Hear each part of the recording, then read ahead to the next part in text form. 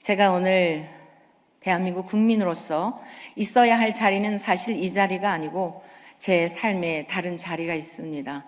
그런데 몇 차례 이 자리에 이렇게 나오게 된 것에 대하여 매우 유감스럽게 생각합니다. 제가 있어야 할 자리가 있는데 국민으로서 시대적 아픔과 침묵하는 것은 역사의 죄인이지 않을까라고 하는 굉장한 무거운 마음을 안고 이 자리에 나오게 되었습니다. 특별히 귀한 자리를 마련해 주신 김민전 의원님과 또 뒤에서 조용히 여러 가지 일들로 수고하시며 협력하시는 보좌진 여러분들에게도 감사의 말씀을 드립니다. 오늘도 마음에 심히 눌림이 있는 중에 이 자리에 서게 되었습니다. 그 이유는 단 하나입니다. 대한민국의 공의와 자유를 지키기 위해서입니다. 그동안 발언하는 중에 제가 좀 울먹일 때가 있었습니다. 사실 작년 3월에서부터 지금에 이르기까지 몇 차례 이 회견장에서 발언을 했던 기억이 나는데요. 그때마다 최대한 절제하려고 하였는데 저도 모르게 울먹일 때가 있었고 눈물이 날 때가 있었습니다. 그래 어느 기자분이 저에게 그런 이야기를 하셨어요. 발언하는 중에 좀 그런 모습이 좀 당혹스러운 그런 모습이었나 봐요. 그래서 이 자리를 빌어서 왜 발언 중에 울먹거린다든가 눈물이 났는지, 사실 제가 가정에서 길을 가다가 잠결에라도 나라를 생각하며 눈물 짓는 것에 비하면 제가 이곳에서 발언할 때 울먹거렸던 또는 정말 눈물이 났던 것은 창해 일속이라 말씀드릴 수 있겠습니다. 당혹스러우셨을 분들에게 이 자리를 빌어 답을 드리면서 저의 눈물이 이제는 제 눈물이 아니라 기자님들의 눈물이 되고 판사님들의 눈물이 되고 6만여 대한민국 교회의 목회자들의 눈물이 되고 더 나아가 5,200만 대한민국 국민의 눈물이 되기를 바랍니다. 그러면 저는 더 이상 울 일이 없겠지요.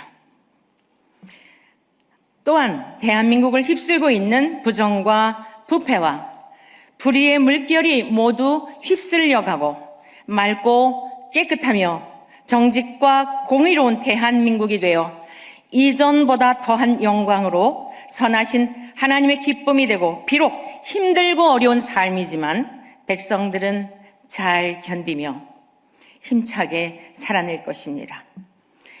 우리의 선조들에게 물려받은 자유민주주의 대한민국을 후손들에게도 물려주어 빚진 마음을 갖게 될 것입니다. 제가 드리고자 하는 내용의 본론입니다. 자금의 대한민국에서는 불법과 불의를 행하면서도 장차 임할 고통과 심판을 두려워하지 않는 자들이 날뛰고 있습니다. 죄를 밥 먹듯이 저지르면서도 부끄러운 줄 모르고 뻔뻔함으로 국민의 마음에 불을 지른 방화범들로 인해 대한민국이 활활 불타고 있습니다. 대한민국의 담을 허물고 국민의 가정과 생명을 파괴하는 악한 세력들에 의해 농간을 당하고 있습니다. 그 원흉이 보이고 그 결국이 보이는데 침묵한다면 누구라도 예외 없이 모두 침묵한 자들도 더불어 그 악행을 행한 자들도 함께 파멸하게 될 것입니다.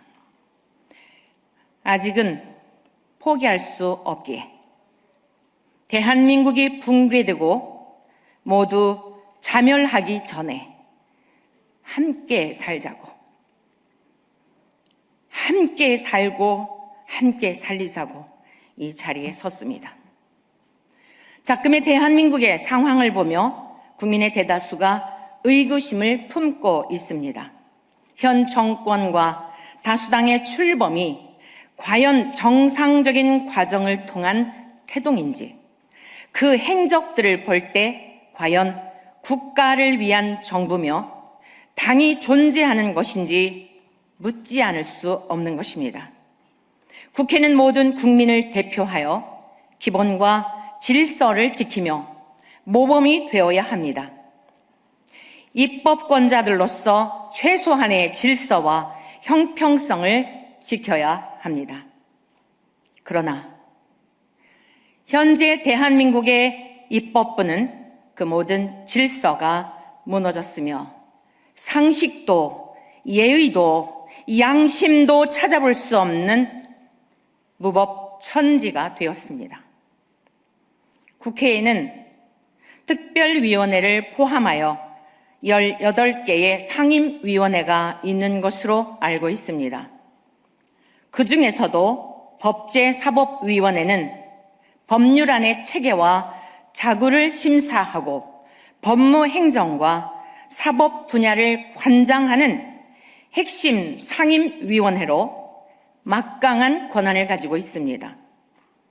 그래서 국회의 견제와 균형을 위해 법사위원장을 야당이 맡는 것이 오랜 관례로 자리 잡아 왔습니다.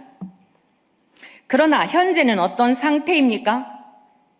22대 총선 이후 여당의 의원이 차지하고 있는 중 2년여 세월이 흐르는 동안 온갖 악법들이 제정되었습니다.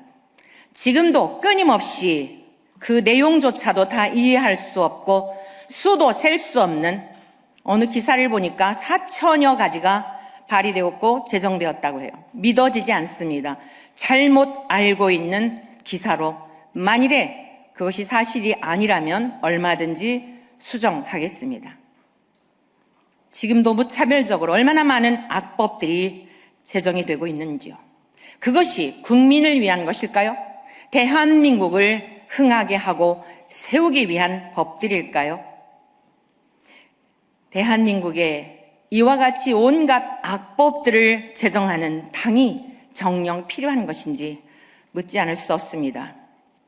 국민이 국가의 헌법과 기본 질서를 무너뜨리라고 입법권자들을 세운 것이 아님은 여러분들이 더 잘 알 것입니다. 국가에 해악을 끼치는 당이라면 해산됨이 마땅하지 않겠습니까? 대한민국의 정체성을 흔드는 온갖 악법이 무산되어 자유민주주의 대한민국을 흔드는 당이라고 한다면 과연 그 당이 필요한 것인지요? 우리 모든 국민은 다시 생각해 보아야 합니다. 이것은 여야의 문제가 아닙니다. 개혁의 딸로 불리우는 일명 개딸이라고 하는 우리 젊은 자매들에게도 어머니들에게도 여인들에게도 부탁을 드리고 싶습니다. 이것은 여야의 문제가 아니라 우리 각자의 문제요, 가정의 문제요, 우리 아들, 딸들에 관한 문제입니다. 그 법들이 발의가 되고 제정이 될 때에 내가 지지했던 당이니까 아무런 판단도 하지 않고 무비판적인 그런 생각으로 여러분들이 계속 그렇게 응원하고 지지하고 옳게만 여긴다면 그 폐해는 여러분에게, 여러분의 그 목숨처럼 아끼는 아들, 딸들에게로 돌아갈 것입니다. 저는 일평생을 젊은 날에서부터 한 영혼을 사랑하며 어려움 가운데 있는 이들을 위로하며 오직 그 일에만 전념하며 달려왔던 사람입니다. 정치에 전혀 관심이 없었던 사람이며 제가 이런 자리에 나와서 발언하리라고는 단 한 번도 상상도 꿈도 꾸지 않았습니다. 그러나 대한민국이 흘러가는 모습을 보며 우리의 딸들이, 우리의 손주들이 장차 살게 될 미래가 너무도 근심스러워, 아니 근심을 넘어 절망적이어서 모든 것을 뒤로 하고 이렇게 나올 수밖에 없었던 것입니다. 오늘 저는 이 참담한 현실 속에 첫째, 사법부를 향하여 법치와 공정을 회복해 주실 것을 요청합니다. 이 참담한 대한민국의 상황 속에서 나라를 바로 세울 수 있는 마지막 보루는 사법부 여러분들입니다. 권력의 하수인이 되어 여러분들이 그 자리에 모두에게는 임기가 있습니다. 몇 년 동안은 편안하게 살지 모르지만 그 편안한 삶을 통하여 여러분의 재력이나 명예나 자녀들에게 자랑거리가 될 것이라고 판단하여서 그 주어진 자리에서 잘못 오판한 것에 대한 결과는 여러분이 물려준 재산과 여러분이 자랑스럽게 여겼던 명예와 권력과는 비교할 수 없는 생명을 앗아가는 결과를 가져오게 될 것입니다. 지금까지 우리가 사법부에서 행하는 일들에 대하여 너무도 이해할 수 없었습니다. 판결마다 국민이 이해하기 어려웠고 일관된 기준도 찾아보기 힘들었으며 법치가 살아있는지조차 의심되었습니다. 오죽하면 평범한 시민이 이 자리에까지 와서 이렇게 하소연하고 있을까요? 호소하고 있을까요? 법관 여러분, 들어주십시오. 내가 이렇게 판결함으로 인하여서 나의 자식에게, 나의 부모님에게, 형제에게 끼칠 폐해에 대한 것 한 번쯤 생각해 보십시오. 헌법이 있지 않습니까? 지난 7월 27일 서울중앙지방법원 형사합의 21부는 공직선거법상 허위사실 공표 혐의로 기소된 윤석열 대통령에게 징역 1년 6개월에 집행유예 3년을 선고했습니다. 그런데 왜 이재명 씨에게는 이와 같은 동일한 문제가 재판에 걸려 있는데 재판하지 않는 것이지요? 우리나라 헌법 84조에는 내란죄라든가 외환죄에 관해서는 현직에 있다 할지라도 기소할 수 있다라고 하는 것을 일반 시민도 알고 있습니다. 윤석열 대통령과 동일하게 공직선거법상 허위사실 공표로 그 혐의로 기소되어 있는 이재명 씨의 1심에서 당선 무효형을 받은 것은 온 국민이 알고 있는 내용입니다. 그런데 고등법원 형사 6-2부는 무죄를 선고했습니다. 오늘 사실 이 세 분의 이름을 저는 호명하고자 하였으나 주변에 우려하시는 분들이 있어 넘어갑니다. 국민 여러분, 관심 있는 분들은 검색해보면 알 수 있을 것입니다. 저는 이 세 분의 이름을 결코 잊지 않을 것입니다. 여러분들이 정말 정치적인 판결이 아니라 법대로 판결하였다고 한다면 훌륭한 분들입니다. 역사의 뒤안길에서 여러분을 칭찬할 것입니다. 만약 그렇지 아니하였다면 여러분 자신도 알고 주변인들도 알고 알만한 사람들은 알게 될 것입니다. 혹여 재판을 굽게 하고 불공평한 판결로 악인의 낯을 보아준 것이라면 그 고통은 대한민국 국민 모두와 재판관들의 가족에게도 미치게 되는 것은 피할 수 없는 사실입니다. 그러므로 이제라도 법관들은 그 누구라도 공정하게 판결해 주시기를 부탁드립니다. 국민이 납득이 되도록 헌법에 명시된 대로 판결하여 주십시오. 서울고등법원 형사 7부는 2022년 대통령 선거 당시 이재명의 공직선거법상 허위사실 공표 사건에 대한 대법원 파기환송심 재판을 속히 재개하여 주십시오. 다시 요청합니다. 서울고등법원 형사 7부는 2022년 대통령 선거 당시 이재명의 공직선거법상 허위사실 공표 사건에 대한 대법원 파기환송심 재판을 속히 재개하여 주십시오. 또 하나, 수원지방법원은 이재명의 대북 송금 및 일반 이적죄 사건에 대한 재판을 신속히 진행해 주십시오. 앞서 말씀드린 우리나라 헌법 84조에 근거하여 요청합니다. 어제 우연히 동영상을 보게 되었습니다. 과기방에서 어느 민주당 의원이 이진숙 의원과의 이런 이제 이야기 중에 그런 얘기 하더군요. 윤석열 대통령께서 이 공직선거법에 문제가 되었기 때문에 300 얼마를 토해내야 한다고 해요. 제가 알기로는 오늘 이재명 대통령의 그 자리에 오르기까지 재판을 받지 않고 온 2022년, 2025년 두 사건을 통해 아마도 토해내야 할 금액은 더 큰 것으로 알고 있습니다. 대통령들은 언제까지 범죄 혐의로 재판을 받아야 할 사람이 대통령의 지위에 취해 있는 모습을 지켜봐야 하는지 국민들은 참으로 괴롭습니다. 재판을 받고 헌법대로 재판을 받아서 그 자리에 있다면 우리는 존경하고 얼마든지 그의 모든 인도하는 일에 따르겠지요. 그런데 너무나 이것은 인정할 수 없는 문제들이 많습니다. 청년들은 일터가 없고 머물 집이 없고 미래가 보이지 않아 좌절하고 있습니다. 그런데 대통령이라는 자리에 있어 국가에서 주는 급여가 모자랍니까? 집을 팔면서 근저당을 설정했다는 보도 듣도 못한 이야기를 들었습니다. 너무나 가벼워 보입니다. 너무나 제 안에 수많은 용어들이 떠오르지만 최대한 순화하여서 너무 가볍습니다.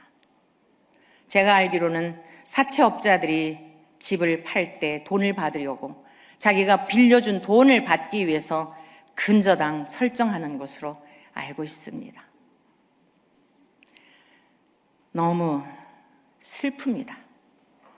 어서 속히 우리 올공에 있는 청년들이 직장으로 엄마 아빠들이 아기들이 가정으로 돌아가게 되기를 바랍니다.